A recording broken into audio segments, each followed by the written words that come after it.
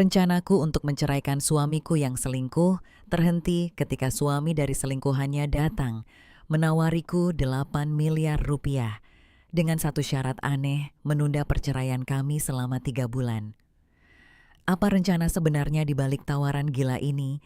Hujan di Jakarta sore ini seakan memahami isi hatiku turun dengan derasnya menciptakan tirai kelabu yang menutupi pemandangan gedung-gedung pencakar langit di Sudirman Central Business District.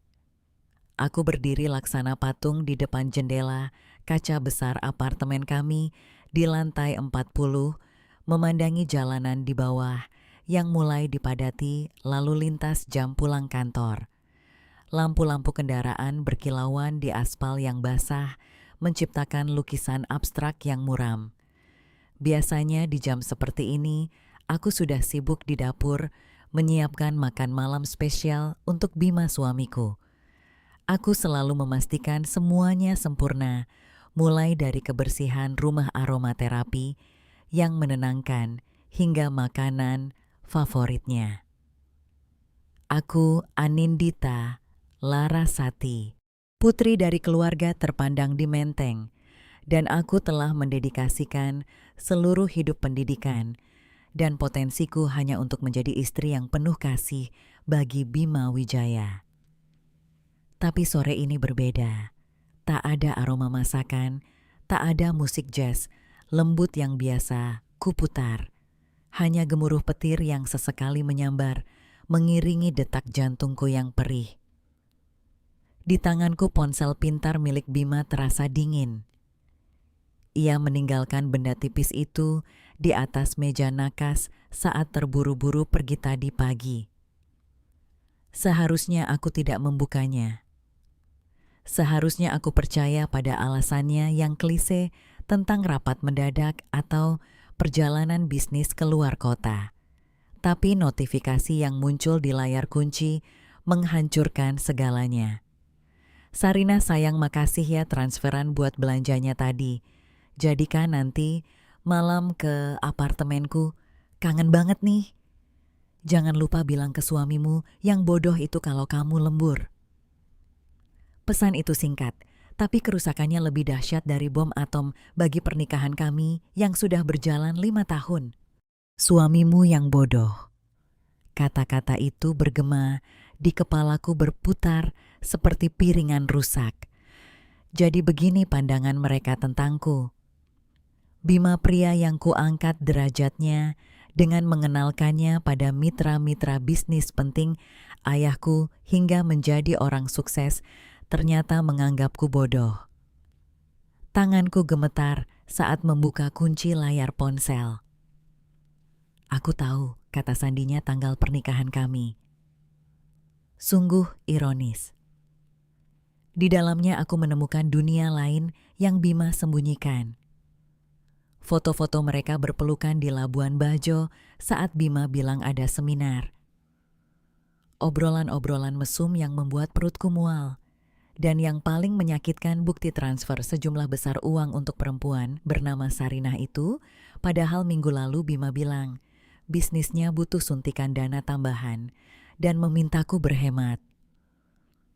Kurang ajar, bisiku, suaraku tercekat di tenggorokan. Air mata yang sedari tadi kutahan akhirnya tumpah membasahi pipi panasnya, serasa membakar kulitku. Aku melempar ponsel itu ke sofa kulit mahal buatan Italia. Aku tak perlu melihat lebih banyak lagi. Bukti-bukti itu lebih dari cukup. Harga diriku sebagai seorang wanita, sebagai seorang istri, dan sebagai seorang Larasati telah diinjak-injak. Aku berjalan ke kamar tidur utama menyeret kakiku yang terasa begitu berat. Kuambil sebuah koper besar dari dalam lemari. Malam ini juga, saat Bima pulang, akan kulemparkan ke wajahnya surat gugatan cerai. Aku akan pergi.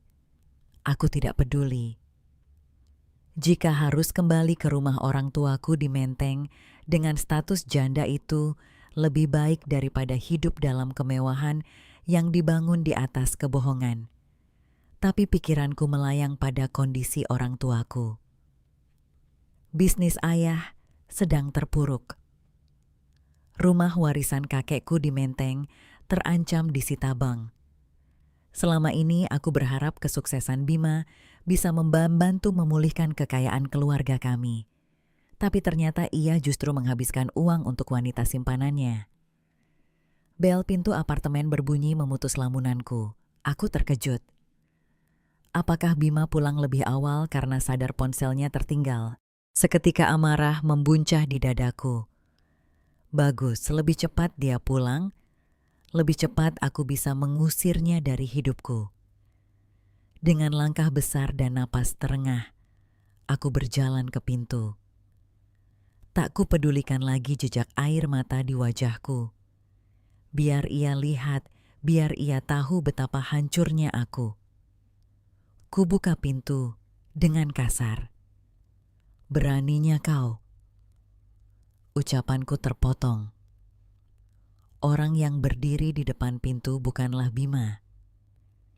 Di hadapanku adalah seorang pria jangkung, mungkin di awal usia 30-an. Ia mengenakan setelan jas hitam yang terlihat sangat mahal, namun kini basah kuyup oleh hujan. Air menetes dari ujung rambut hitamnya, jatuh ke bahunya yang tegap. Wajahnya tampan dengan rahang tegas, dan hidung mancung tapi ekspresinya sedingin es. Matanya menatapku tajam seolah bisa membedah seluruh jiwaku hanya dalam beberapa detik. Ada aura kekuasaan yang begitu kuat menguar darinya membuatku mundur selangkah. Anindita Larasati. Suaranya dalam berat dan penuh intimidasi. Itu bukan pertanyaan, melainkan pernyataan. Aku menelan ludah mencoba mengumpulkan sisa keberanian. Ya, saya sendiri. Anda siapa? Kalau Anda mencari suami saya, dia tidak ada di rumah. Pria itu tidak langsung menjawab. Ia hanya menatapku, lalu pandangannya turun ke tanganku yang masih gemetar sebelum kembali ke mataku yang sembab. Sudut bibirnya sedikit terangkat, membentuk senyum tipis yang sinis. Aku tahu suamimu tidak ada di rumah. Dia sedang di Plaza Indonesia membelikan tas untuk istriku, katanya tanpa emosi. Jantungku berhenti berdetak sejenak. Apa? Saya Adipati Wiratama. Ucapnya singkat, seolah nama itu sudah cukup untuk menjelaskan segalanya. Dan memang benar, siapa yang tidak kenal Adipati Wiratama, pemilik Wiratama Holdings Taipan Muda, yang wajahnya sering menghiasi sampul majalah bisnis sebagai salah satu orang terkaya di Indonesia. Dia adalah definisi dari old money, kaya sejak lahir, berkuasa, dan sangat tertutup. Tapi tunggu apa yang dia katakan tadi. Istrinya, oh Sarina. Bisikku menyadari koneksi yang mengerikan itu. Sarinah adalah istrimu. Adipati mengangguk pelan. Ia tidak terlihat marah, tidak terlihat sedih. Wajahnya datar seperti dinding beton. Bolehkah saya masuk? Ada urusan bisnis yang perlu kita bicarakan. Dan ini bukan percakapan yang pantas dilakukan di depan pintu. Aku ragu sejenak, mempersilakan pria asing masuk ke apartemen saat suami tidak ada adalah hal yang tidak pantas. Tapi mengingat apa yang baru saja ku ketahui tentang Bima Persetan dengan kepantasan. Lagi pula, pria ini adalah korban yang sama sepertiku. Silakan masuk. Kataku akhirnya membuka pintu lebih lebar. Adipati melangkah masuk. Aku bisa mencium aroma parfumnya saat ia melewatiku, campuran aroma hujan tembakau mahal dan wewangian kayu yang maskulin. Dia tidak tampak terkesan dengan interior apartemen kami yang kukira sudah cukup mewah. Bagi seorang Adipati Wiratama, tempat ini mungkin hanya sekelas gudang. Ia berdiri di tengah ruang tamu, menolak saat kutawari duduk dan memindai seluruh ruangan. Tatapannya berhenti pada ponsel Bima yang tergeletak di sofa. "Kau sudah tahu semuanya?" tanyanya tanpa menoleh padaku. "Baru saja," jawabku pahit. "Ponselnya tertinggal." Adipati berbalik menghadapku.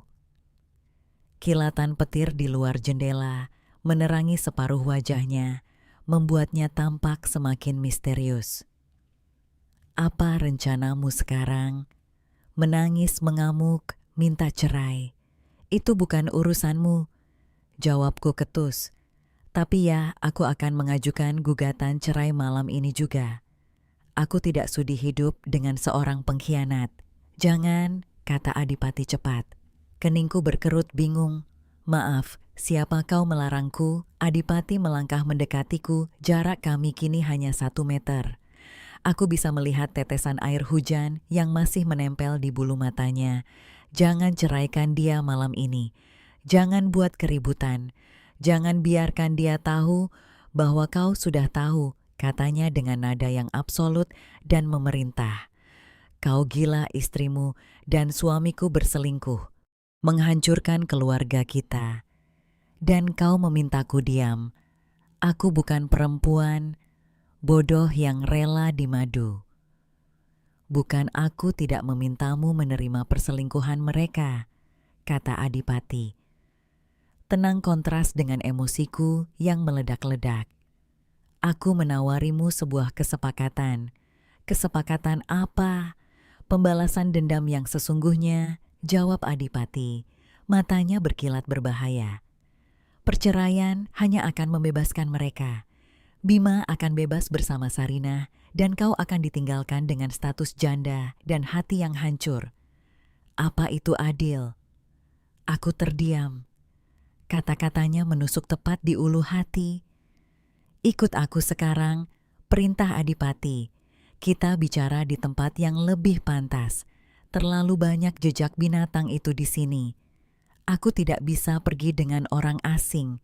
"Anindita," potongnya menyebut namaku dengan nada aneh yang terasa familiar. "Keluargamu di Menteng sedang butuh uang, bukan ayahmu punya utang yang harus dilunasi bulan depan senilai ratusan miliar. Kalau tidak, rumah itu akan disita." Darahku serasa berhenti mengalir. Bagaimana dia tahu masalah keuangan keluarga kami sangatlah pribadi? "Bagaimana kau tahu?" "Aku tahu segalanya," jawabnya angkuh. "Ikut denganku dan aku akan memberimu solusi yang tak pernah kau bayangkan. Atau tetap di sini ceraikan suamimu dan saksikan keluargamu hancur perlahan. Pilihan ada di tanganmu." Pilihan-pilihan itu terasa sama buruknya. Tapi menatap mata Adipati yang penuh percaya diri, entah kenapa seberkas harapan muncul di tengah keputusasaanku. Aku melirik koper yang terbuka di kamar, lalu kembali menatap Adipati. "Baiklah," kataku lemah. "Aku ikut." Adipati tidak tersenyum. Ia hanya mengangguk singkat dan berbalik menuju pintu, seolah sudah tahu. Sejak awal aku tidak akan bisa menolak. Aku mengambil tasku, mengunci pintu apartemen yang kini terasa seperti neraka, dan melangkah keluar mengikuti punggung tegap pria asing itu masuk ke dalam lift menuju sebuah ketidakpastian yang lebih besar dari badai di luar sana. Perjalanan dari apartemenku di SCB menuju Pacific Place berlangsung dalam keheningan total. Aku duduk di kursi penumpang sedan hitam mewah milik Adipati. Interior mobil berbau kulit mahal dan sangat senyap meredam bising klakson dan deru hujan Jakarta di luar. Sopir pribadinya mengemudi dengan sangat halus, seolah kami melayang di atas jalanan yang berlubang. Adipati duduk di sampingku sibuk dengan tabletnya cahaya dari layar memantul di wajahnya yang serius. Ia tidak mengucapkan sepatah kata pun sejak kami meninggalkan lobi apartemen. Keheningannya justru membuatku semakin gugup. Apa yang sebenarnya sedang kulakukan, pergi dengan pria asing di tengah malam. Tapi setiap kali aku ingin protes bayangan pesan di ponsel Bima dan wajah lelah ayahku karena memikirkan utang kembali terlintas. Mobil berbelok ke lobi salah satu gedung tertinggi di area itu. Seorang valet dengan sopan membuka pintu menyapa Adipati dengan panggilan Tuan. Kami diantar ke sebuah lift khusus yang langsung naik ke lantai teratas. Telingaku sedikit berdengung karena perubahan tekanan udara. Pintu lift terbuka menampilkan sebuah lounge eksklusif yang sangat privat. Ruangan itu remang-remang, hanya diterangi lampu gantung kristal dan gemerlap lampu kota Jakarta dari dinding kaca yang mengelilingi ruangan. Suasananya sangat kontras dengan kekacauan di hatiku. Tenang, dingin, dan berkelas. Adipati membawaku ke sebuah ruangan privat.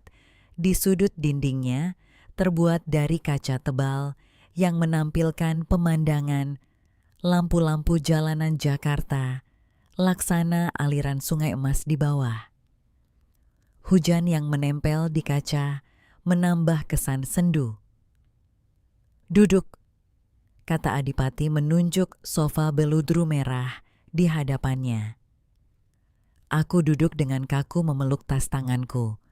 Seorang pelayan datang membawa 2 gelas minuman, lalu segera pergi tanpa suara meninggalkan kami berdua dalam keheningan yang memekakan. AC ruangan terasa sangat dingin menusuk hingga ke tulang. Atau mungkin itu hanya perasaanku karena ketakutan. Adipati menyesap minumannya dan meletakkan gelas itu di atas meja marmer hitam yang memisahkan kami. Ia menatapku lurus, pandangannya tajam dan mengintimidasi. Langsung ke intinya, katanya dengan suara baritonnya yang tenang. Ia mengeluarkan buku cek dan pena emas dari saku jasnya, menulis dengan cepat, merobek selembar dan meletakkannya di hadapanku. Ambil, perintahnya. Aku menatap kertas itu dengan ragu. Perlahan kujulurkan tangan dan mengambil cek tersebut. Mataku terbelalak saat melihat deretan angka 0 yang tertulis di sana. Aku harus menghitungnya 2 kali untuk memastikan tidak salah. 5 miliar. Tanganku gemetar begitu hebat hingga cek itu jatuh kembali ke meja. Apa maksudnya ini? Tanyaku dengan suara tercekat. Itu hargamu. Atau lebih tepatnya, harga waktumu. Jawab Adipati. Tanpa emosi, seolah uang sebanyak itu hanyalah recehan baginya. Uang itu cukup untuk melunasi semua utang keluargamu, menebus aset-aset yang digadaikan, dan menjamin kehidupanmu serta orang tuamu hingga 7 turunan. Aku menelan ludah mencoba memahami situasi gila ini. Apa yang kau inginkan dariku? Aku bukan wanita bayaran. Adipati tertawa kecil, tapi tawa itu tidak sampai ke matanya. Aku tidak tertarik dengan tubuhmu, Anindita. Yang kubutuhkan adalah statusmu sebagai istri Bima Wijaya. Ia bersandar di sofa, menyilangkan tangan di dada. Seperti yang kubilang, Sarinah adalah istriku. Pernikahan kami hanya di atas kertas sebuah aliansi bisnis antara keluarga Wiratama dan keluarga Sarinah yang juga seorang Taipan. Tapi ia telah melanggar perjanjian dengan berselingkuh secara terang-terangan dan mempermalukan namaku. Dan suamimu, lanjutnya, si Bima yang ambisius, tapi ceroboh itu adalah pasangannya. Kalau begitu, kenapa kau tidak ceraikan saja, Sarinah? Kenapa aku harus terlibat? Desaku. Bisnis, waktu adalah segalanya. Aku sedang dalam proses akuisisi besar yang melibatkan keluarga Sarinah.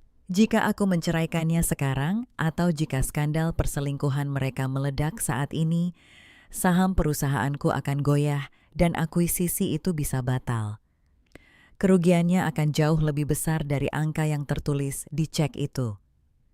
Adipati mencondongkan tubuhnya ke depan, tatapannya semakin intens. Aku butuh 3 bulan. 3 bulan untuk menyelesaikan urusanku dan memindahkan aset-asetku agar aman dari tuntutan harta gono gini. Selama 3 bulan itu, aku butuh situasi yang tenang, tanpa skandal, tanpa perceraian. Aku mulai mengerti arah pembicaraannya meski sulit dipercaya. Jadi tugasmu sederhana. Lanjut Adipati, jangan ceraikan suamimu sekarang. Pulanglah ke rumah. Jadilah istri yang manis penurut dan bodoh seperti yang mereka kira. Biarkan mereka merasa nyaman dalam perselingkuhan mereka. Berpura-puralah buta, berpura-puralah tuli. Kau menyuruhku tinggal satu atap dengan pria yang mengkhianatiku dan berpura-pura bahagia. Itu penyiksaan. Teriakku emosional. Itu strategi. Koreksi Adipati dingin. Kau pikir menangis dan meminta cerai sekarang akan membuatmu menang? Tidak. Bima justru akan dengan senang hati menceraikanmu lalu memutarbalikkan fakta bahwa kau adalah istri yang lalai. Kau akan keluar dari rumah itu tanpa membawa apa-apa selain harga diri yang hancur. Ia menunjuk cek di meja. Tapi dengan uang ini dan kesabaranmu selama 3 bulan, kau bisa menghancurkannya dengan cara yang paling menyakitkan. Di saat ia berada di puncak, di saat ia merasa memiliki segalanya, kita akan menjatuhkannya bersama-sama.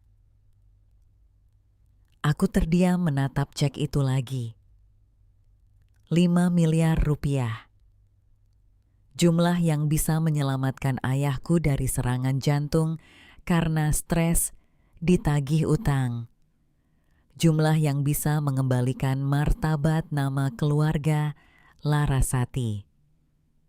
3 bulan, tanyaku lirih. 3 bulan, tekan Adipati. Setelah itu, uang itu milikmu, dan kau bebas menceraikannya. Aku bahkan akan membantumu menyiapkan pengacara terbaik untuk memastikan Bima hancur dan miskin. Otakku berputar cepat. Sisi emosionalku berteriak untuk menolak untuk meludahi wajah Bima saat ini juga. Tapi sisi rasionalku, sisi anak pengusaha yang sudah lama ku pendam, mulai melihat logika di balik rencana Adipati. Ini bukan hanya tentang uang, ini tentang memegang kendali. Jika aku menceraikan Bima sekarang, ia mungkin akan bahagia, bisa bersama Sarinah. Tapi jika aku menunggu, jika aku membiarkan Adipati mengatur segalanya, kehancuran Bima akan jauh lebih total. Aku menatap Adipati, mencari keraguan di matanya, tapi yang kulihat hanya determinasi sedingin baja. Pria ini berbahaya, sangat berbahaya, dan kini ia mengajakku menjadi kaki tangannya. Bagaimana aku bisa yakin cek ini asli? Tanyaku mencoba bersikap pragmatis. Kau bisa mencairkannya besok pagi. Itu cek tunai. Jawabnya enteng. Anggap saja itu uang muka. Kepercayaan itu mahal, Anindita, dan aku bersedia membayar mahal untuk itu. Aku menarik napas dalam-dalam, mengisi paru-paruku dengan udara dingin ruangan. Bayangan senyum palsu Bima, pesan dari Sarinah, dan wajah tua ayahku silih berganti berkelebat di benakku. Rasa sakit di dadaku perlahan berubah menjadi sesuatu yang lain, sesuatu yang lebih dingin dan keras. Kebencian, Dengan tangan yang kini lebih mantap kuambil cek itu dan memasukkannya ke dalam tasku. Aku setuju, kataku tegas. 3 bulan, tidak lebih, tidak kurang. Adipati tersenyum tipis kali ini tampak sedikit lebih tulus, atau mungkin itu hanya ekspresi kepuasan karena negosiasinya berhasil. Ia mengangkat gelasnya. Untuk kesabaran yang mematikan, katanya. Aku tidak membalas tosnya, aku hanya menatapnya tajam. Ingat ini Tuan Wiratama, aku melakukan ini bukan karena takut padamu atau pada suamiku. Aku melakukan ini untuk keluargaku. Jadi jangan berpikir aku sama pengkhianatnya dengan mereka. Aku seorang pebisnis yang memenuhi kontrak. Anindita, kau aman bersamaku, jawabnya. Malam itu di puncak sebuah gedung pencakar langit Jakarta, di bawah hujan yang tak kunjung reda, aku menandatangani kontrak dengan iblis berwajah malaikat. Aku menjual kesabaranku seharga 5 miliar dan bersiap memainkan sandiwara terbesar dalam hidupku. Bima Wijaya, nikmatilah hari-hari terakhir kebahagiaanmu karena badai yang sesungguhnya baru saja dimulai. Keesokan harinya matahari Jakarta bersinar terik seolah mengejek sisa-sisa badai yang mengamuk di dadaku semalam. Panasnya menembus jendela kaca kamar tidur utama kami di Bintaro, menciptakan rasa gerah yang bahkan tak bisa sepenuhnya dihilangkan oleh AC yang menyala penuh. Aku duduk di tepi ranjang ukuran king, mengamati pantulanku di cermin. Lingkaran hitam di bawah mataku samar terlihat meski sudah kututupi dengan concealer mahal. Ini adalah hari pertama dari 90 hari neraka yang dijanjikan Adipati Wiratama. Terdengar deru mobil sport memasuki garasi. Bima. Suamiku sudah pulang. Jantungku berdebar kencang bukan karena rindu atau cinta, tapi karena campuran rasa jijik dan amarah yang harus kutahan rapat-rapat.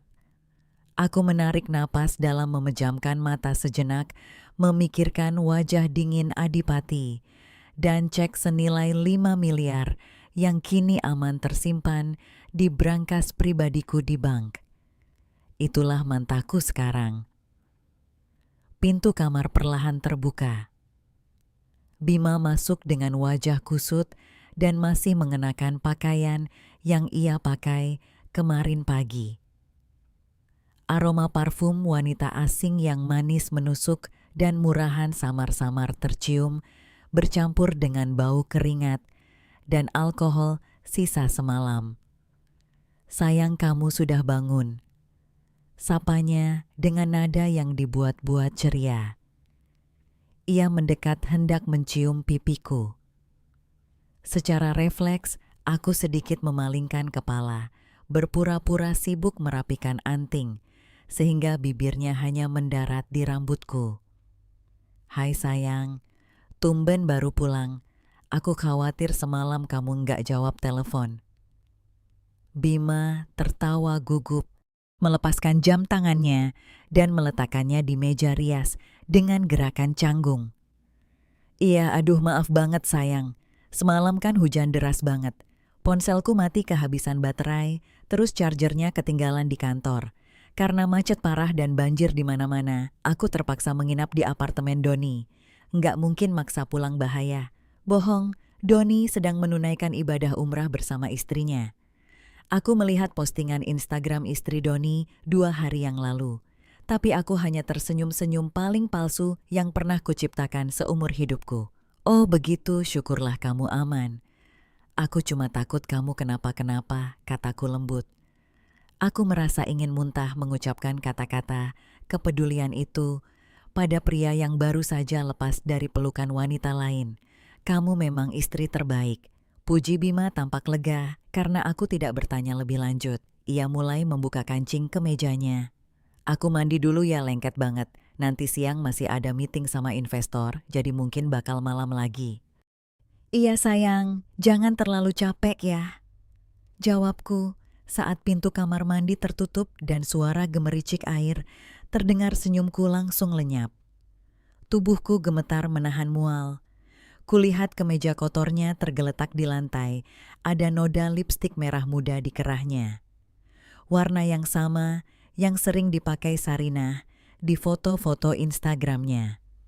Segera kuraih ponsel rahasiaku, sebuah ponsel baru yang diberikan Adipati semalam bersama kartu SIM yang tidak terdaftar atas namaku. Ku ketik pesan singkat. Target baru tiba di rumah. Alibi menginap di rumah teman karena banjir. Akan pergi lagi siang nanti. Balasan dari Adipati datang hanya dalam hitungan detik. Singkat padat, tanpa emosi. Biarkan, jangan banyak bertanya. Fokus cairkan cek hari ini. Bayar utang keluargamu secara diam-diam. Pastikan tidak ada jejak digital yang bisa dilacak Bima. Segera kuhapus pesan itu. Siang harinya setelah memastikan Bima pergi, yang tentu saja bukan untuk rapat investor, melainkan mungkin untuk kembali ke wanita simpanannya. Aku memerintahkan sopir mengantarku ke kantor cabang utama bank. Proses pencairan cek berjalan lancar dan cepat berkat surat sakti yang disiapkan Adipati. Pihak bank memperlakukanku seperti seorang ratu saat rekening bank baruku terisi dengan jumlah yang fantastis, dadaku terasa sesak. Ini nyata. Aku benar-benar telah menjual pernikahanku. Dari bank aku langsung menuju rumah orang tuaku di Menteng. Rumah tua bergaya kolonial itu tampak muram. Cat dindingnya mulai mengelupas di beberapa bagian rumput di taman, tidak lagi serapi dulu. Di ruang tengah kutemukan ibu sedang duduk termangu, memegang rosario. Ia tampak lelah dan lebih tua dari usianya. Bu, panggilku lirih. Ibu menoleh, ada air mata di matanya. Nindi kenapa tidak bilang mau datang? Aku duduk di sampingnya, menggenggam tangannya yang keriput. Ada apa, Bu? Ibu kelihatan sedih. Ibu menarik napas dalam. Ayahmu, tadi pagi orang bank datang lagi. Mereka memberikan peringatan terakhir. Kalau bulan depan kita tidak bisa melunasi, pokoknya rumah ini akan disita. Ayahmu sekarang di kamar, tensinya naik lagi. Ibu bingung, Nindi. Ibu tidak mau minta tolong Bima. Ibu tahu bisnisnya juga sedang sulit kan? Sampai detik ini orang tuaku masih menganggap Bima adalah menantu baik yang sedang berjuang. Mereka tidak tahu menantu mereka sedang foya-foya dengan uang untuk wanita lain. Bu, jangan khawatir, kataku mantap sambil mengeluarkan sebuah amplop tebal dari tasku. Di dalamnya bukan uang tunai, melainkan bukti pelunasan. Aku baru saja menyelesaikannya 1 jam yang lalu, mentransfer dana ke akun khusus untuk membayar utang ayah tanpa sepengetahuan mereka. Apa ini? Tanya ibu bingung. Utang ayah sudah lunas, Bu. Rumah ini aman, bisikku. Ibu menatap kertas itu, lalu menatapku dengan mata terbelalak. Anindita, dari mana uang sebanyak ini? Apa dari Bima? Bukan, Bu. Potongku cepat. Aku tidak mau Bima mendapat kredit untuk kebaikan ini. Ini tabungan Nindi sendiri. Investasi lama yang baru cair.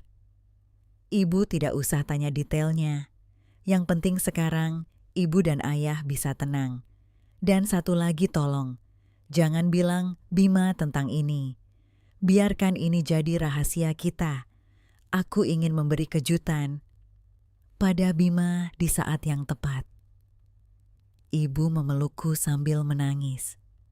Terima kasih, Nak. Terima kasih.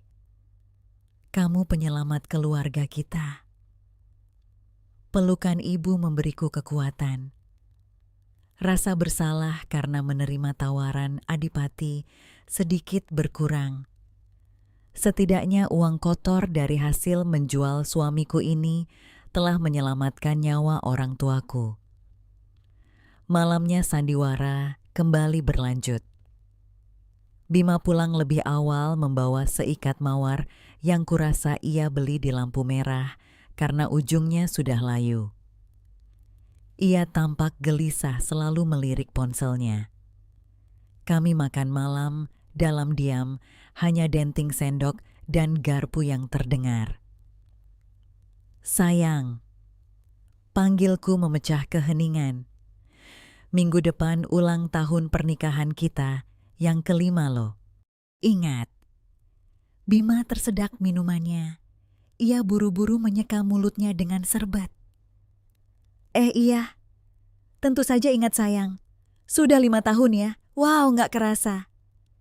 Aku kepikiran bagaimana kalau kita adakan perayaan kecil, undang teman-teman dekat saja. Pancingku ingin melihat reaksinya. Wajah Bima pucat pasi. Jangan dulu deh. Kayaknya lagi sibuk banget bisnisnya sayang. Nggak enak sama partner-partner kalau kita pesta-pesta.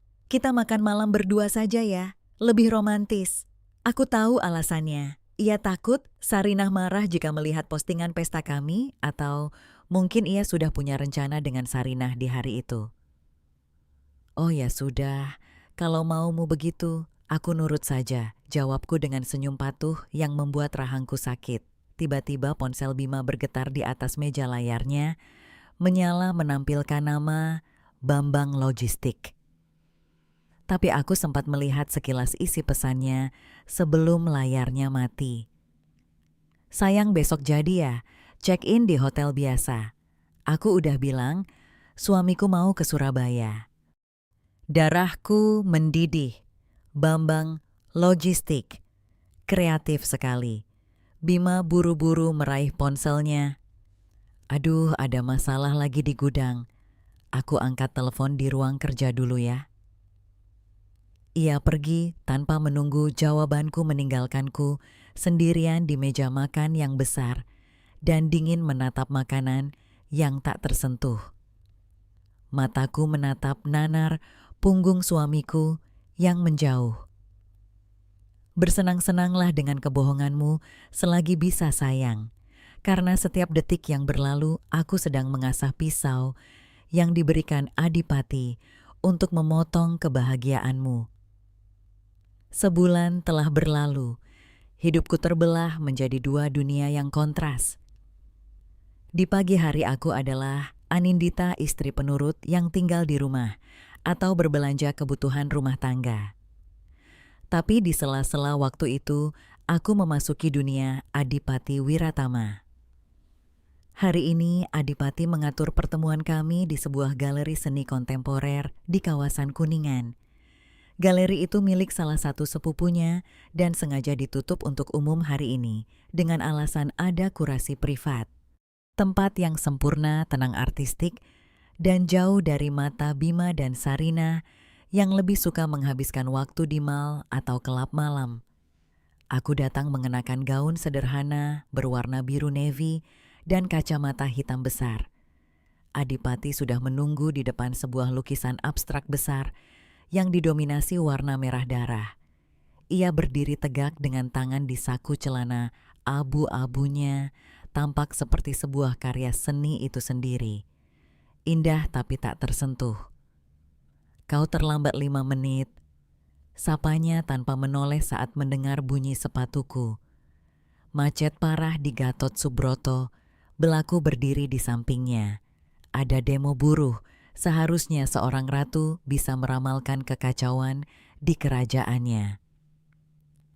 Ejekannya kini tak setajam pertemuan pertama kami. Ia menoleh padaku memindai penampilanku dari ujung kepala hingga kaki. Sepertinya 5 miliar rupiah adalah obat yang manjur untuk kulit pucat. Jangan mengejekku Adipati. Apa agenda kita hari ini? Tanyaku tak sabar. Adipati berjalan menuju sebuah bangku panjang di tengah galeri. Di sana tergeletak sebuah tablet dan beberapa tumpuk dokumen. Pelajaran bisnis, bab 1, katanya sambil duduk dan menyilangkan kaki. Kenali musuhmu lebih baik daripada ia mengenal dirinya sendiri. Ia menyodorkan tablet itu padaku. Layarnya menampilkan data keuangan perusahaan Bima Wijaya Enterprises. Grafik merah yang menurun tajam mendominasi layar. Suamimu bukan hanya penipu Anindita, dia juga pebisnis yang bodoh. Jelas Adipati dingin. Lihat ini. Dia memalsukan laporan keuangan untuk mendapatkan pinjaman bank demi mendanai gaya hidupnya dan Sarina. Dia menggunakan aset perusahaan sebagai jaminan pribadi. Secara hukum ini penggelapan. Mataku terbelalak membaca angka-angka itu. Dia menggadaikan gedung kantor dan rumah kalian di Bintaro. Tambah Adipati tenang. Aku terhenyak. Rumah itu atas namaku warisan dari nenekku. Dia memalsukan tanda tanganmu 3 bulan lalu. Notarisnya sudah disuap. Sarinah yang mencarikan notaris itu, ungkap Adipati. Fakta itu menghantamku seperti palu godam. Bima benar-benar tidak punya malu. Ia tidak hanya mengkhianatiku secara emosional, tapi juga berencana merampokku. Tanganku terkepal hingga buku-buku jariku memutih. Aku harus memenjarakannya. Pelan-pelan Adipati menahan tanganku. Sentuhan kulitnya yang dingin anehnya menenangkan amarahku yang meledak. Kalau kau lapor polisi sekarang, prosesnya akan panjang dan Bima bisa berkelit. Kita akan gunakan cara yang lebih elegan. Cara apa? Hostile takeover. Jawab Adipati, matanya berubah, seperti predator yang siap menerkam.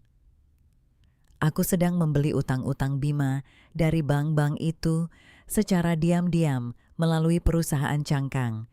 Dalam 2 bulan, aku akan menjadi kreditur tunggal terbesar Bima. Saat itu terjadi, aku punya hak penuh untuk menyita semua asetnya, termasuk perusahaan yang ia banggakan. Ia menatapku dalam. Dan kau, Anindita, akan menjadi orang yang menekan tombol eksekusinya. Kekaguman merayap di hatiku melihat cara kerja otak Adipati. Ia tidak bermain dengan emosi. Ia bermain dengan sistem melumpuhkan lawan tanpa perlu mengotori tangannya sendiri. Sangat berbeda dengan Bima yang gegabah dan emosional. Adipati adalah air tenang yang menghanyutkan. Minggu depan aku harus ke Labuan Bajo, kata Adipati tiba-tiba mengubah topik. Ada sebuah resort privat di sana yang ingin ku beli. Aku butuh pendapat kedua dari perspektif wanita tentang desain interiornya. Apa hubungannya denganku? Kau ikut perintahnya. Anggap saja ini studi banding. Aku akan mengajarimu cara mengelola properti agar kelak saat kau mendapatkan kembali aset keluargamu, kau tidak sebodoh suamimu.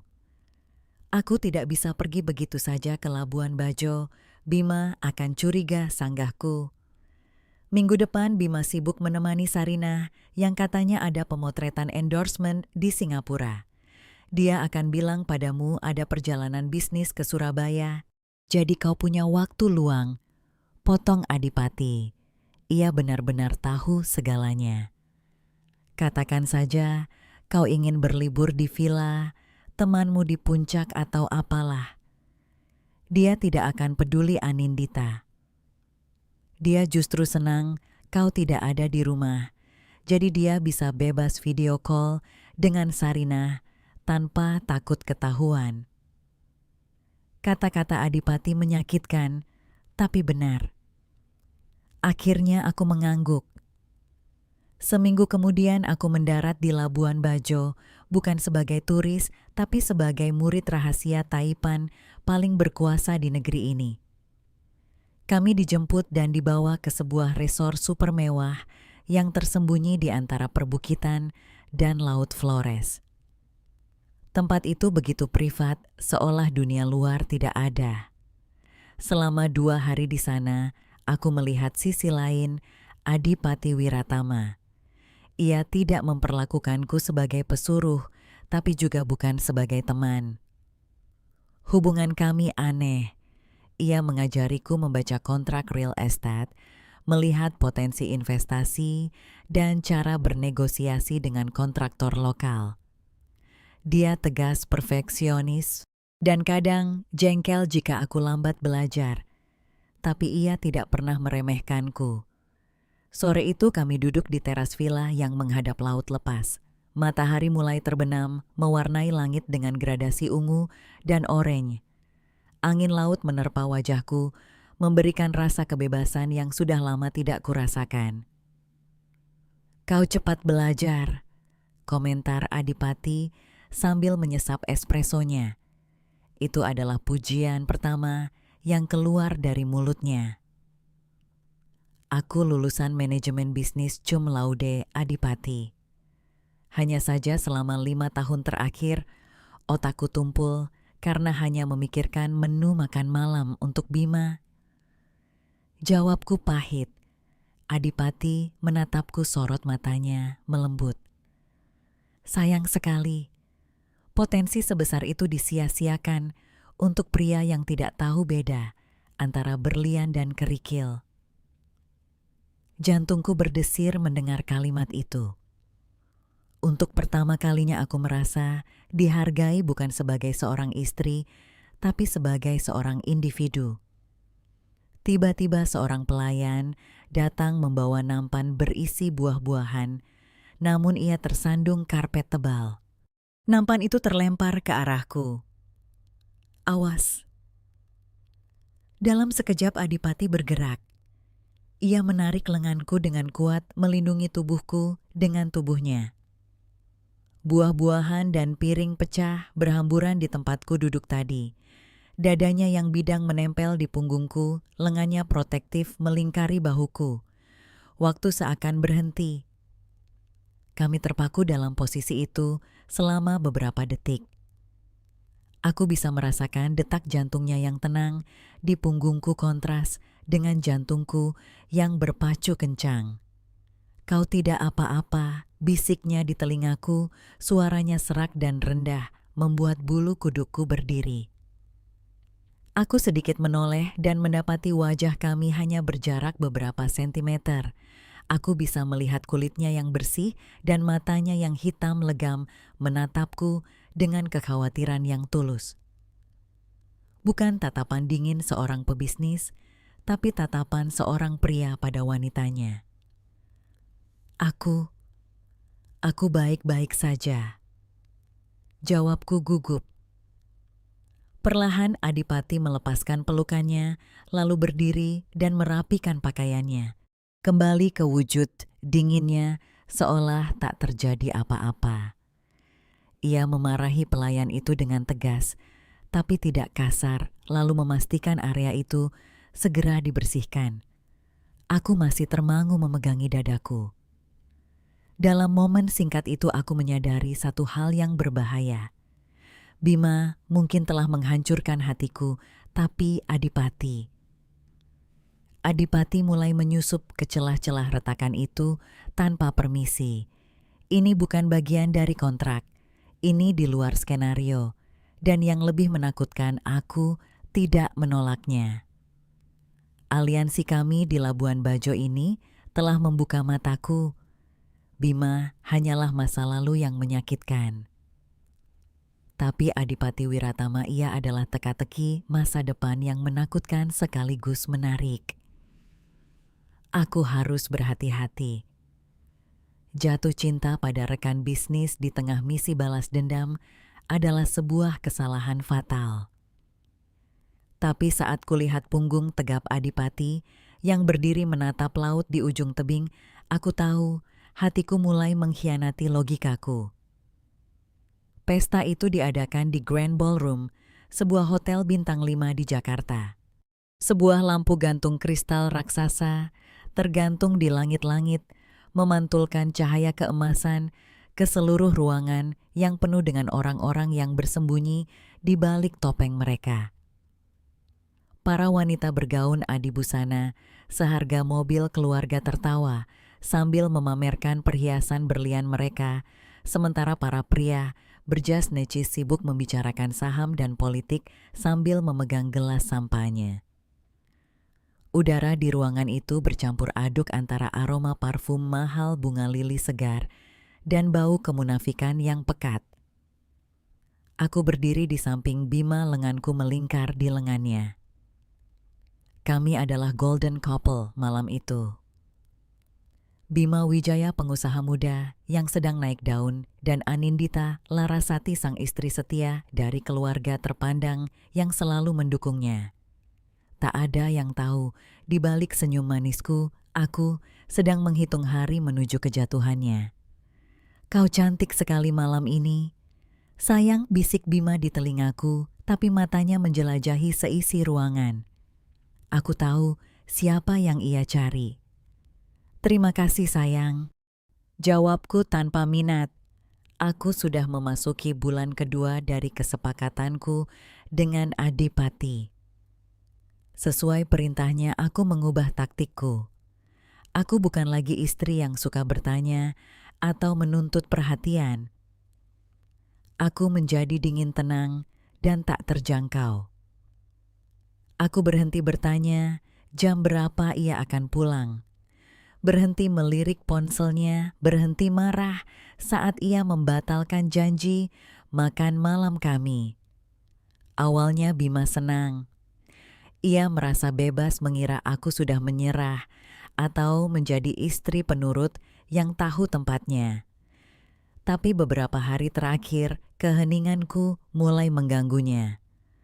Orang seperti Bima butuh validasi. Saat aku marah atau cemburu, egonya terpuaskan. Tapi saat aku tak peduli, ia menjadi gila. Hei, itu Pak Givari. Ayo kita sapa. Dia investor potensial. Bima tiba-tiba menarikku ke arah sekelompok pria tua yang sedang merokok. Aku menurut tersenyum sopan, mengangguk di saat yang tepat dan mengucapkan basa-basi sosialita yang diajarkan ibuku sejak kecil. Tapi di sudut mataku, aku melihat seseorang yang baru saja memasuki ballroom. Sarina. Jantungku berdebar bukan karena takut, tapi karena amarah. Wanita itu mengenakan gaun merah menyala yang sangat ketat dengan berani memamerkan lekuk tubuhnya. Ia datang bersama seorang produser film tua, mungkin sugar daddy, barunya selagi Adipati tidak bisa dihubungi, dan Bima bersamaku. Bima juga melihatnya. Tubuhnya menegang, di sampingku cengkeramannya, di lenganku menguat. Kenapa dia ada di sini, bisik Bima, lebih pada dirinya sendiri. Siapa sayang? Tanyaku pura-pura tidak tahu sambil melirik ke arah tatapannya. Oh, itu Sarinah kan, influencer yang sering kamu ceritakan itu. Wow, ternyata lebih vulgar ya aslinya daripada di foto. Bima tersedak, asap rokoknya menatapku dengan aneh. Kamu kenal dia? Tentu saja, siapa yang tidak kenal dia? Dia kan viral terus. Jawabku tenang sambil menyesap jus jerukku. Kenapa kamu berkeringat? Bima mengusap dahinya dengan sapu tangan. Enggak, agak panas saja di sini. Malam semakin larut dan drama yang sesungguhnya dimulai. Kulihat Sarinah berkali-kali melirik ke arah kami dengan tatapan membara. Ia cemburu melihat Bima bersamaku di depan umum. Saat aku pamit ke kamar kecil, aku sengaja berlama-lama di depan cermin memoles ulang lipstikku. Saat keluar, aku melihat Bima dan Sarinah sedang berdebat sengit di sudut sepi dekat pintu darurat. Aku bersembunyi di balik pilar besar mendengarkan percakapan mereka. Kamu janji akan menceraikannya bulan lalu, Bima. Desi Sarinah Suaranya tertahan, tapi penuh emosi. Aku lelah bersembunyi, Adipati. Mulai aneh, dia memblokir semua akses kartu kreditku. Aku butuh kepastian. Sabar, Sarina. Kau pikir Anindita itu gampang. Dia aneh, beberapa hari ini terlalu tenang. Aku takut dia punya rencana. Kalau aku minta cerai sekarang, dia bisa menuntut harta Gonogini dan perusahaanku bisa hancur, kata Bima frustrasi. Alasan, bilang saja kau masih mencintainya. Kalau minggu depan kau belum menceraikannya, aku akan sebarkan video kita ke akun gosip. Biar kita hancur semua.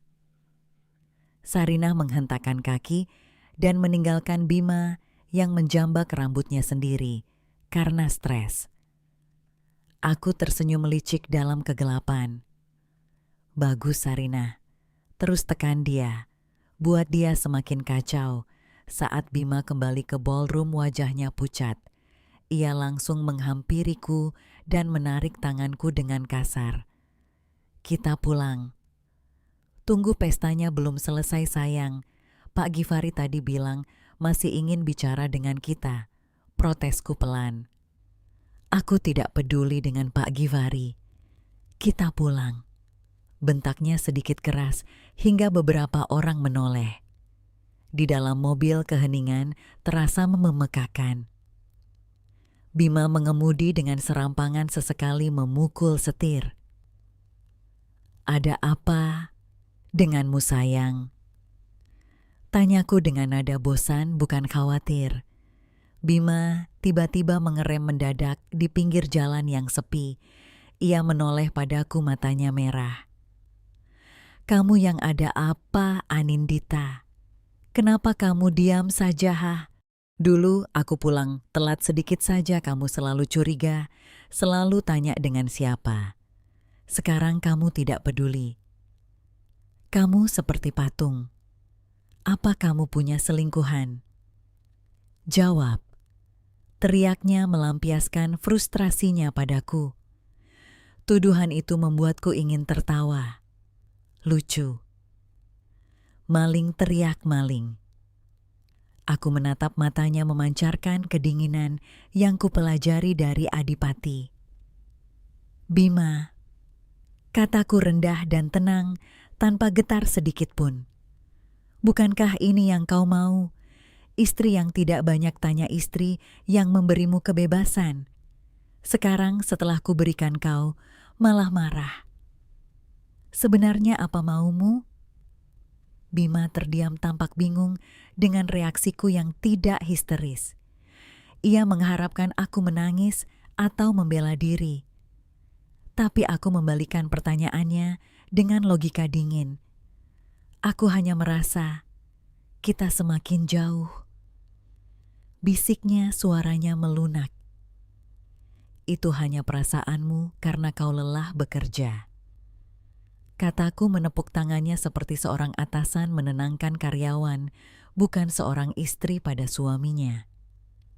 Sudah, jalankan lagi mobilnya. Aku mengantuk. Bima kembali menyalakan mobil, tapi aku tahu pikirannya kacau. Tekanan dari Sarina dan sikap dinginku membuatnya paranoid. Ia merasa kehilangan kendali atas segalanya. Dan benar saja, keesokan harinya mata-mata Adipati di kantor Bima melaporkan sebuah kesalahan fatal. Karena panik dengan tenggat waktu dari Sarina dan takut aku akan menuntut harta Gonogini, Bima melakukan blunder besar. Ia memindahkan dana operasional perusahaan senilai 20 miliar ke sebuah rekening pribadi di luar negeri yang ia anggap aman dan tidak terlacak, dengan niat menyembunyikan aset itu dariku sebelum perceraian. Ia tidak tahu bahwa rekening aman di surga pajak itu dikelola oleh sebuah bank yang baru saja mayoritas sahamnya diakuisisi oleh Wiratama Holdings. Sore itu aku bertemu Adipati di apartemen rahasianya. Adipati tertawa-tawa langka yang renyah dan jahat saat membaca laporan itu. Dia baru saja menggali kuburnya sendiri, kata Adipati sambil menuangkan anggur ke gelas. Memindahkan aset perusahaan ke rekening pribadi tanpa persetujuan RUP-S adalah kejahatan penggelapan. Dan karena dia melakukannya dengan panik, jejak digitalnya berantakan. Adipati menyodorkan gelas anggur itu, padaku matanya berkilauan penuh kemenangan. Selamat Anindita, suamimu baru saja menyodorkan lehernya ke tiang gantungan. 1 bulan lagi, kita akan menarik talinya. Kusesap cairan merah pekat itu. Rasanya pahit, tapi meninggalkan jejak manis di ujung lidahku. Seperti rasa pembalasan dendam yang sedang kami racik. Bima Wijaya, kecurigaanmu benar. Memang ada badai dan akulah pusatnya. Langit Jakarta seolah sedang berkabung atau mungkin sedang murka. 3 hari sudah hujan tak berhenti merendam sebagian besar kota. Jalan-jalan utama berubah menjadi sungai keruh, lalu lintas melambat dan suara klakson menjadi simfoni stres warga kota. Situasi kacau di luar adalah cerminan sempurna dari apa yang terjadi di dalam rumah kami. Ini minggu terakhir. Minggu krusial sebelum tenggat waktu 90 hari berakhir. Ketegangan di rumah Bintaro begitu pekat hingga bisa dipotong dengan pisau. Bima menjadi semakin kacau.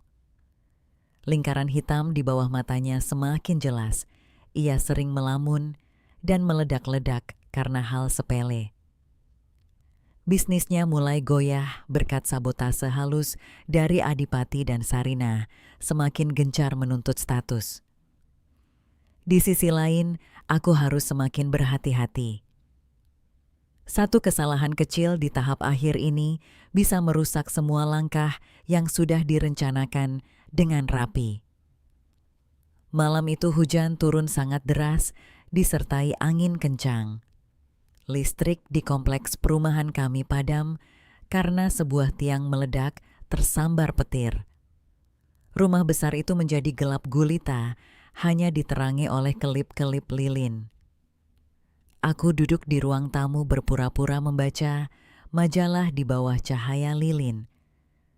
Bima mondar-mandir di ruangan itu seperti binatang yang terkurung. Ponselnya menempel di telinga, berteriak pada anak buahnya tentang sebuah pengiriman yang tertunda karena banjir. Saya tidak mau tahu, cari truk lain. Kalau besok barang itu tidak sampai kita rugi miliaran. Teriaknya sebelum membanting ponselnya ke sofa. Ia menoleh padaku terengah-engah. Bisa tidak kau berhenti membaca majalah sampah itu? Suamimu sedang stres, kau malah santai-santai. Lalu aku harus apa? Sayang ikut berteriak. Jawabku tenang, tanpa mengalihkan pandangan dari halaman majalah. Arh! Bima mengacak-acak rambutnya, frustrasi. Tiba-tiba terdengar getaran ponsel. Bukan ponsel Bima, bukan juga ponsel utamaku yang tergeletak di meja. Darahku seakan membeku, itu ponsel rahasiaku. Ponsel pemberian Adipati yang kusembunyikan di sela-sela bantal sofa. Aku lupa mengaturnya ke mode senyap. Bodoh kau Anindita, bodoh sekali. Getaran itu terdengar sangat keras di tengah keheningan rumah tanpa listrik. Zzt. Zzt. Bima terdiam menoleh ke arah sofa tempatku duduk. Suara apa itu? Tidak ada suara apa-apa. Jawabku cepat. Jantungku serasa mau copot. Mungkin cuma tikus. Itu suara ponsel bergetar Anindita. Aku tidak bodoh. Bima berjalan ke arahku, tatapannya penuh curiga. Ponselmu ada di meja. Ponselku di sini. Ponsel siapa itu? Ia mulai menyingkirkan bantal-bantal sofa dengan kasar. Sayang sudah, jangan cari gara-gara. Aku mencoba mencegahnya, tapi Bima menepis tanganku dengan kasar. Diam kau. Ia mengangkat bantal terakhir dan di sanalah benda hitam tipis itu tergeletak, layarnya menyala dalam gelap, menampilkan notifikasi pesan Adipati. Besok jam 10 pagi. Briefing final. Jangan telat. Nama itu tertulis dengan jelas. Adipati. Dunia seakan runtuh di sekitarku. Bima mengambil ponsel itu dengan tangan gemetar. Wajahnya berubah dari kebingungan menjadi kemarahan yang mengerikan. Adipati, siapa Adipati? Teriaknya tepat di depan wajahku. Jadi ini sebabnya kau diam saja. Selama ini kau punya selingkuhan. Kau punya pria simpanan. Ia mencengkeram bahuku, mengguncang tubuhku dengan keras. Jawab, siapa bajingan ini kau bermain di belakangku, hah? Aku merasa takut. Bima dalam keadaan marah bisa melakukan apa saja. Tapi bersamaan dengan itu, rasamu aku mencapai puncaknya. Ia menuduhku berselingkuh, padahal dialah pengkhianat yang sebenarnya. Lepaskan aku, Bima, sakit. Teriakku mencoba melepaskan diri. Tidak akan kulepaskan sampai kau mengaku. Buka kuncinya, aku mau lihat isinya.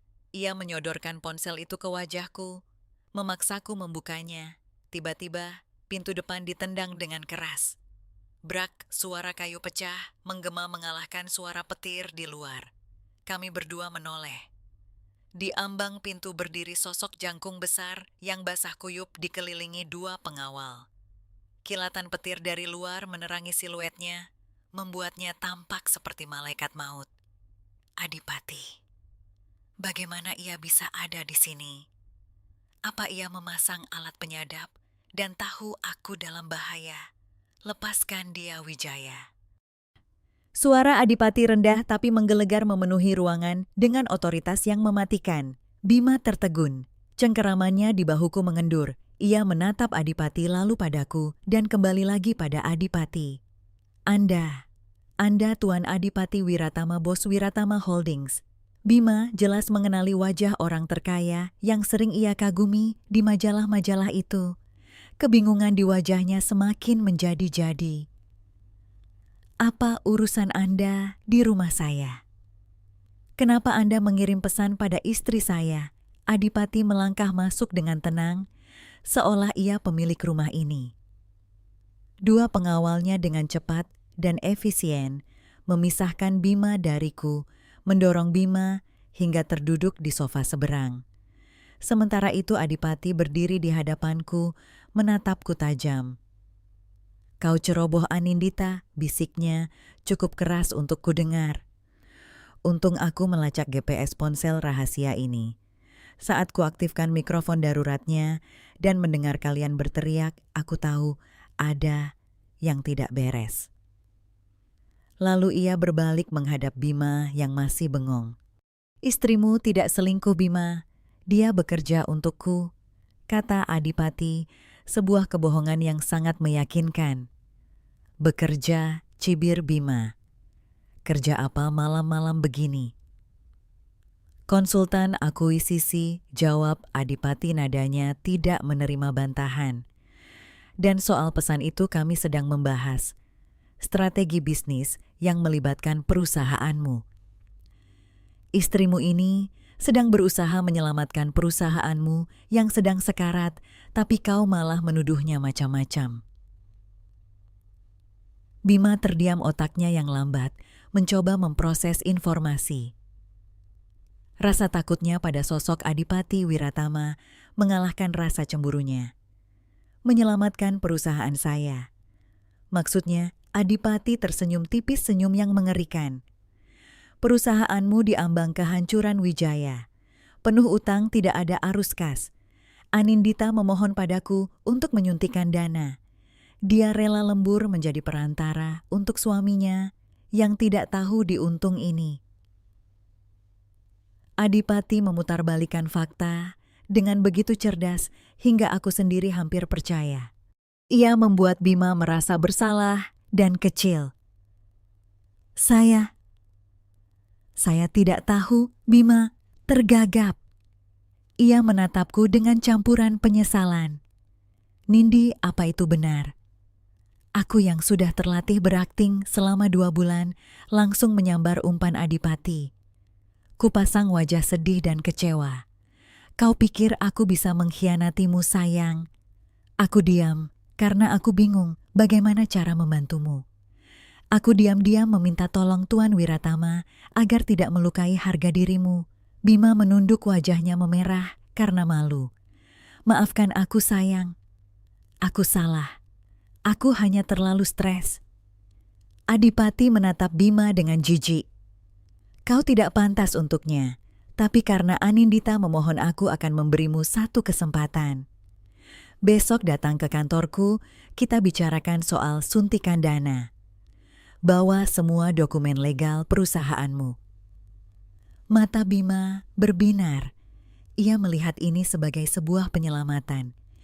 Ia tidak tahu bahwa ia sedang diundang ke eksekusinya sendiri. Baik Tuan, terima kasih banyak.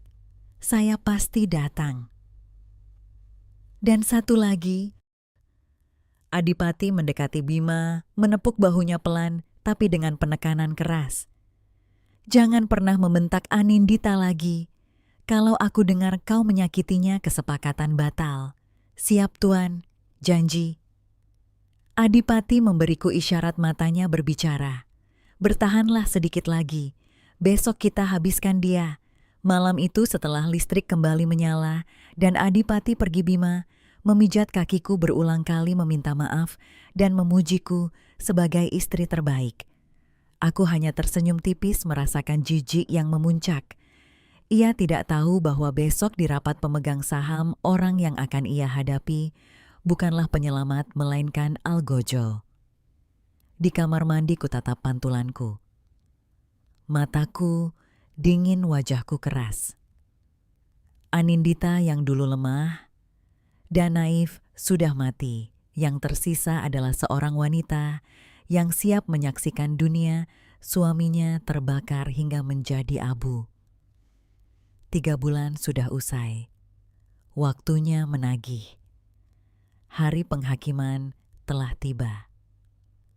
Langit Jakarta yang kemarin mendung kini cerah benderang, seolah semesta merestui apa yang akan terjadi.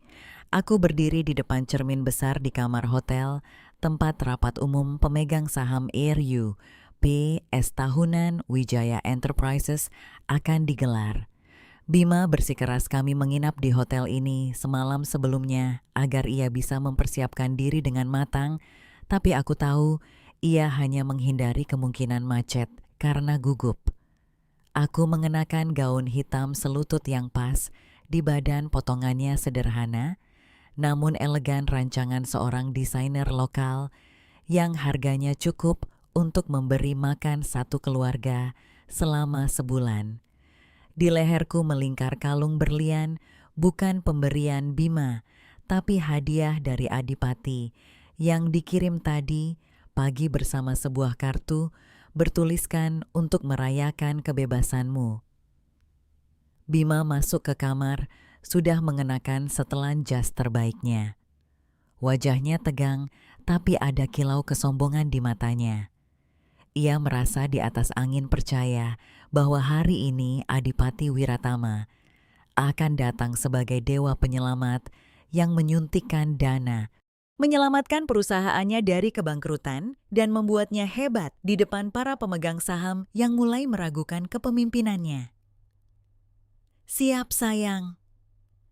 Tanyanya sambil merapikan dasi di depan cermin di sebelahku. Ia tersenyum-senyum yang sebentar lagi akan lenyap selamanya. Ini hari besar. Setelah Adipati tanda tangan kontrak saham, kita akan meroket. Semua yang meremehkanku akan diam. Aku siap sayang, sangat siap, jawabku tenang sambil memoles lipstik merah menyala. Warna keberanian, warna darah. Kami berjalan menuju Grand Ballroom. Karpet tebal di koridor hotel meredam suara langkah kami. Bima menggenggam tanganku erat seolah aku adalah pialanya. Ia tidak tahu piala itu adalah bom waktu. Di dalam ballroom suasana sudah riuh. Puluhan pemegang saham, dewan direksi, dan beberapa mitra bisnis sudah duduk di meja-meja bundar. AC menyala penuh, tapi aku bisa mencium aroma keringat dingin dan ketegangan di udara. Gosip tentang kondisi keuangan perusahaan yang buruk sudah menyebar, dan kini mereka menuntut jawaban. Bima naik ke panggung dengan kepercayaan diri yang dipaksakan. Lampu sorot menyorotnya. Ia mulai berpidato menunjukkan grafik-grafik pertumbuhan yang kutahu sebagian besar adalah manipulasi. Bapak-bapak, ibu-ibu. Suara Bima menggema dari pengeras suara. Saya tahu ada rumor yang beredar, tapi saya pastikan pada Anda sekalian, Wijaya Enterprises sedang menuju era keemasan baru. Hari ini saya akan mengumumkan kemitraan strategis dengan seorang investor besar yang akan membawa kita ke level internasional. Orang-orang mulai berbisik, ada yang skeptis, ada yang berharap. Siapa investornya Pak Bima? Jangan janji-janji saja, teriak salah satu pemegang saham minoritas yang vokal. Bima tersenyum lebar. Sabar, beliau sedang dalam perjalanan. Beliau adalah seseorang yang sangat Anda segani. Tepat saat kalimat Bima selesai, pintu ballroom yang besar perlahan terbuka. Semua kepala menoleh, suasana mendadak hening. Adipati Wiratama masuk. Aura pria itu luar biasa. Ia tidak berjalan, ia berparade. Di belakangnya ada 6 orang pengacara dan asisten yang membawa tumpukan dokumen tebal. Adipati mengenakan setelan biru navy buatan Italia yang pas membungkus tubuhnya yang tegap. Wajahnya datar dingin dan mengintimidasi tanpa sedikit pun senyum. Bima turun dari panggung dan menyambutnya dengan tangan terulur seperti sahabat karib. Selamat datang Tuan Wiratama. Suatu kehormatan, Anda bisa hadir. Adipati tidak menyambut uluran tangan Bima. Ia hanya meliriknya sekilas, lalu melewatinya, begitu saja menuju panggung. Bima tertegun, tangannya menggantung di udara. Senyumnya mulai luntur, digantikan kebingungan. Adipati berdiri di atas panggung, mengambil mikrofon dan menatap seluruh isi ruangan dengan tatapan elang. Selamat pagi, Ul. Suaranya berat dan berwibawa membuat seluruh ruangan diam. Saya Adipati Wiratama dan saya di sini bukan sebagai mitra strategis atau investor. Jantungku berdebar kencang. Inilah saatnya. Aku duduk tegak di kursi barisan depan menahan napas. Mulai pagi ini, jam 8.00 lanjut. Adipati sambil memberi isyarat pada asistennya untuk membagikan dokumen pada para dewan direksi. Wiratama Holdings secara resmi telah mengakuisisi 85% utang Wijaya Enterprises dari 3 bank utama. Sesuai perjanjian pinjaman yang ditandatangani oleh Tuan Bima Wijaya, kegagalan membayar selama 6 bulan memberikan hak kepada kreditur utama untuk mengkonversi utang menjadi saham. Orang-orang mulai riuh. Wajah Bima pucat pasi. Tunggu Tuan Wiratama, apa maksudnya ini? Kita sepakat suntik dana. Adipati tidak menghiraukannya. Dengan demikian, pada detik ini saya adalah pemilik saham mayoritas absolut di perusahaan ini. Dan keputusan pertama saya sebagai pemilik baru adalah perombakan total dewan direksi. Tidak bisa Anda menjebak saya, teriak Bima ketakutan. Ia mencoba naik ke panggung, tapi dengan mudah dihalangi 2 pengawal Adipati. Menjebak? Kau yang menjebak dirimu sendiri dengan ketidakmampuanmu, Wijaya. Adipati menatap Bima dengan pandangan merendahkan. Kau memalsukan laporan keuangan, mencuri dana operasional untuk kepentingan pribadi dan menggadaikan aset yang bukan milikmu. Adipati menekan sebuah remote. Layar besar di belakang panggung yang tadinya menampilkan grafik bisnis Bima tiba-tiba menjadi hitam, lalu menampilkan sebuah video. Bukan video bisnis. Ini adalah rekaman CCTV. dari sebuah kamar hotel mewah dan rekaman dari kamera tersembunyi di dalam mobil Bima. Gambarnya sangat jelas. Di layar lebar Bima dan Sarinah terlihat jelas sedang bermesraan. Tawa mereka, percakapan mereka tentang rencana menceraikanku dan hinaan mereka pada aku dan Adipati terdengar jelas di seluruh ballroom. Halah, si Nindi mah bodoh. Dia nggak akan tahu kalau aku pakai uangnya buat beliin kamu apartemen. Sayang. Suara Bima terdengar jelas di video. Terus si Adipati gimana? Kapan kamu beresin suamimu itu? Sahut suara Sarinah. Biarin aja, dia sibuk kerja nggak pedulian. Nanti kalau perusahaanku udah besar, aku tendang si Nindi, kita nikah. Para hadirin terkesiap. Bisik-bisik kaget, jijik dan tawa mengejek memenuhi ruangan. Kilatan kamera dari para wartawan yang entah siapa mengundangnya mulai menyambar-nyambar wajah Bima yang kini putih seperti mayat. Bima menatap layar dengan mata terbelalak lalu menoleh padaku. Anindita ini rekayasa Nindi, jangan percaya. Perlahan aku berdiri. Semua mata kini tertuju padaku. Aku tidak menangis. Tak ada lagi air mata untuk pria ini. Aku berjalan mendekati Bima yang berdiri gemetar di dekat meja para direktur. Langkahku mantap, bunyi hak sepatuku di lantai marmer seolah menjadi lagu kematian bagi pernikahan kami. Rekayasa. Tanyaku, suaraku tenang tapi tajam diperkuat oleh mikrofon yang masih menyala di panggung. Sayang aku yang memasang kamera-kamera itu. Mata Bima terbelalak seolah mau keluar. Apa? Ku buka tasku, mengeluarkan amplop coklat tebal yang sudah kusiapkan selama 3 bulan. 3 bulan yang lalu aku sudah berniat menceraikanmu saat tahu perselingkuhanmu, tapi kutahan, kataku lantang memastikan semua orang mendengar. Kutahan bukan karena aku mencintaimu, tapi karena aku ingin melihat seberapa dalam kau akan menghancurkan dirimu sendiri. Kulemparkan amplop itu ke dadanya, kertas-kertas di dalamnya berhamburan ke lantai. Itu surat gugatan cerai, tanda tangani perintahku, dan di dalamnya juga ada bukti-bukti penggelapanmu. Pengacara Tuan Wiratama sudah memberikan salinannya ke Bareskrim tadi pagi. Jadi setelah ini kau tidak akan pulang ke Bintaro, tapi mungkin ke penjara.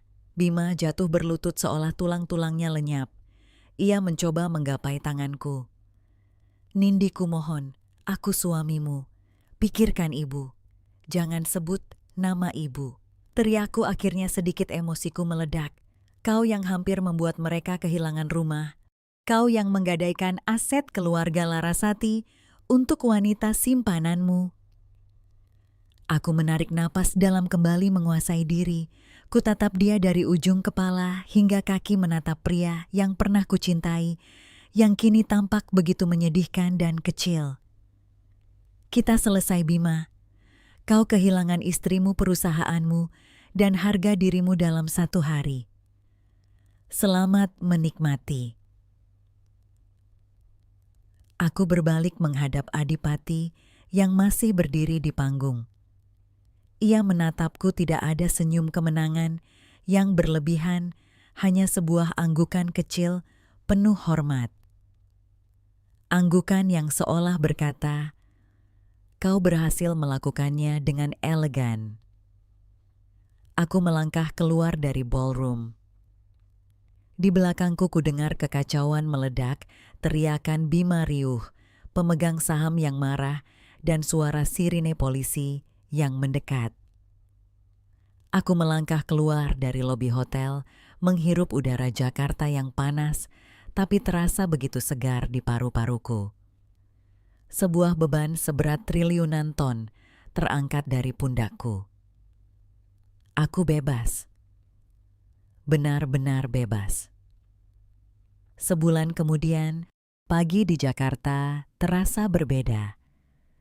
Mungkin karena hujan semalam telah mencuci debu kota, atau mungkin karena hatiku akhirnya menemukan kedamaiannya sendiri. Aku duduk di meja, sudut sebuah kedai, kopi kecil bergaya vintage, di bilangan Jakarta Selatan, tak jauh dari rumah orang tuaku. Aroma kopi yang baru digiling dan roti panggang memenuhi udara, menciptakan suasana nyaman dan akrab. Di tanganku ada sebuah koran berita utama di halaman bisnis, masih tentang skandal besar Wijaya Enterprises. Terpampang foto Bima mengenakan baju tahanan oranye. Proses hukumnya berjalan sangat cepat berkat bukti lengkap yang dikumpulkan tim Adipati. Bima didakwa dengan pasal berlapis penggelapan, dana perusahaan penipuan, dan pemalsuan dokumen. Sarinah tak lebih baik nasibnya. Tanpa sokongan dana dari Bima dan dengan dicabutnya status sebagai istri Adipati, Adipati menceraikannya dan menuntutnya karena pelanggaran perjanjian pranikah. Sarinah kini terlilit utang. Akun media sosialnya yang dulu dipuja kini penuh hujatan. Kabar terakhir yang kudengar, ia dikejar-kejar penagih utang karena gaya hidup mewahnya yang tak lagi bisa ia danai. Kututup koran itu dan meletakkannya di meja. Tak ada rasa kasihan, tapi juga tak ada lagi amarah yang membara. Yang tersisa hanyalah kelegaan yang luar biasa. Semuanya sudah berakhir.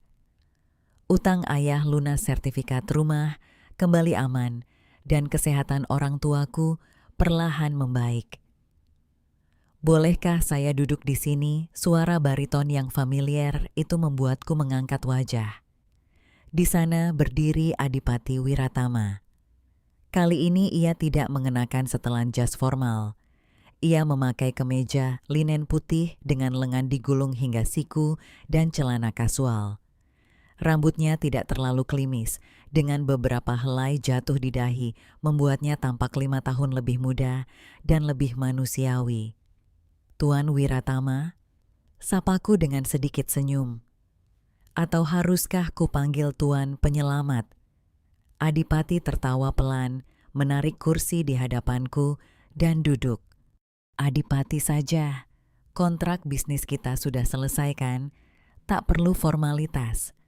Seorang pelayan datang membawa pesanan Adipati kopi hitam tanpa gula tentu saja. Bagaimana kabarmu? Tanyanya setelah menyesap kopinya, menatapku dalam tatapan yang intensitasnya tak berkurang sejak pertama kami bertemu di tengah hujan. Lebih baik dari 10 tahun terakhir, jawabku jujur. Rasanya seperti bisa bernapas lagi. Terima kasih Adipati, kalau bukan karenamu aku mungkin sudah hancur sekarang. Kau menyelamatkan dirimu sendiri, Anindita. Koreksi Adipati lembut. Aku hanya menyediakan peralatannya. Kau yang punya keberanian untuk menggunakannya. Tidak banyak wanita yang bisa menahan tekanan mental selama 90 hari seperti yang kau lakukan.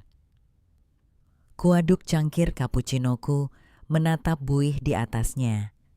Jadi apa yang membawamu ke kedai kopi kecil ini? Seorang Adipati Wiratama tentu tidak punya waktu luang hanya untuk minum kopi di pinggir jalan. Adipati bersandar di kursinya, memandangi jalanan yang lengang. Sebenarnya aku sedang mencari partner baru. Partner bisnis lagi. Aku mengangkat alis. Maaf, aku sudah pensiun dari dunia intrik korporat. Bukan bisnis, Adipati kembali menatapku. Kali ini tatapannya berbeda. Lebih hangat, lebih dalam. Aku mencari partner hidup. Jantungku berdesir melompat satu ketukan. Kau tahu, lanjut Adipati. Suaranya sedikit merendah. Awalnya aku mendekatimu murni karena kalkulasi bisnis. Kau adalah bidak yang sempurna untuk menjatuhkan Bima dan mempermudah akuisisiku. Tapi selama 3 bulan itu, melihatmu menahan emosi, melihat kecerdasanmu di Labuan Bajo, melihat keteguhanmu melindungi keluargamu, aku menyadari sesuatu. Ia mengulurkan tangannya di atas meja telapaknya, terbuka menunggu. Aku sadar, aku tidak ingin kemitraan ini berakhir. Aku ingin menulis babak yang baru. Tanpa kontrak, tanpa tenggat waktu, tanpa kepura-puraan. Ku tatap tangan itu, tangan yang menarikku dari jurang kehancuran. Tangan yang terasa dingin, tapi memberiku rasa aman yang belum pernah kurasakan. Pikiranku melayang pada momen-momen kecil selama 3 bulan terakhir. Saat ia melindungiku di Labuan Bajo, saat ia mengirimiku makanan favoritku ketika aku sedang stres karena Bima, saat ia menatapku dengan kekaguman di acara RUPS. Di balik topeng dinginnya ada hati yang tulus. Apakah aku siap trauma pernikahanku dengan Bima masih segar? Tapi menatap Adipati aku tidak melihat Bima. Aku melihat seorang pria yang menghargaiku sebagai pribadi yang setara, yang melihat potensiku dan yang sabar menunggu hingga badai reda. Tawaranmu terdengar menarik. Kataku perlahan mencoba menyembunyikan senyum yang mulai merekah di bibirku. Tapi ada syaratnya. Katakan, sahut Adipati cepat. Apapun itu, saham aset pulau pribadi. Aku tertawa renyah. Bukan, syaratnya kali ini tidak ada rahasia, tidak ada skenario. Kita jalani perlahan. Aku butuh waktu untuk menyembuhkan lukaku sepenuhnya. Adipati tersenyum-senyum tulus yang sampai ke matanya, membuat wajahnya berkali-kali lipat lebih tampan pagi ini. Aku punya seluruh waktu di dunia Anindita. Aku pebisnis yang sabar. Ingat, aku menunggu 3 bulan hanya untuk menjatuhkan satu musuh. Aku bisa menunggu lebih lama untuk mendapatkan hati wanita yang kucintai. Kata cintai melayang di udara manis dan penuh janji. Perlahan kujulurkan tanganku, meletakkannya di atas telapak tangan Adipati.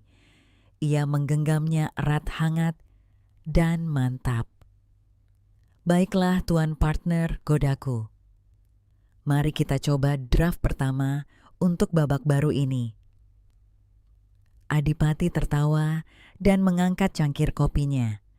Untuk sebuah awal yang baru, untuk sebuah awal yang baru, sahutku mendentingkan cangkirku padanya.